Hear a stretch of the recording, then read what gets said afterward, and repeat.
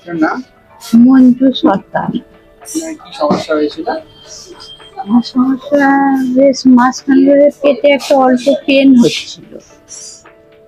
Pen হওয়ার পর আমি ডাক্তারের কাছে যাই, ডাক্তার বললেন ওটাকে আমাকে কিছু ওষুধ দিয়ে বললেন এটা কমপ্লিট করে আপনি একটা পেটের ইউএসজি করান। ইউএসজি করাতে তারপরে এটা ধরা পড়লো যে ওই স্টোন হয়েছে গলব্লাডারে। তারপরে এখানে আমার ছেলে আছে, আমি থাকি কলকাতায়। তাহলে ছেলেকে ফোন করলাম, তারপরে ছেলে বললো মা এখানে চলে এসো, এখানে শিলিগুড়িতে ভালো ট্রিটমেন্ট হয়, আর বৌমা করিয়েছে। তারপরে ছেলে নিয়ে চলে এলো এখানে এসে আপনি এখন কেমন বোধ করছেন? এখন খুব ভালো, এখন আর আমার কোনো সমস্যা নেই। আমাদের হসপিটালের স্টাফ ফ্যাসিলিটিস? হ্যাঁ, খুব ভালো, খুব ভালো ব্যবহার পেয়েছি, আমি খুব সন্তুষ্ট। এখানে সব নিট অ্যান্ড ক্লিন।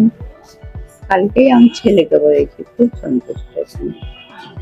স্যার আপনার নাম? সুদীপ্ত সরকার। আপনার কে ভর্তি ছিল? আমার মা মঞ্জু সরকার।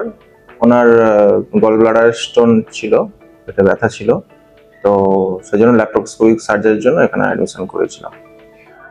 অ্যাকচুয়ালি আমার 2 বছর আগে আমার ওয়াইফেরও সেম ইস্যু হয়েছিল, তো এখান থেকেই ডক্টর রঞ্জন পাল চৌধুরীর থেকেই ওটি করা হয়েছিল।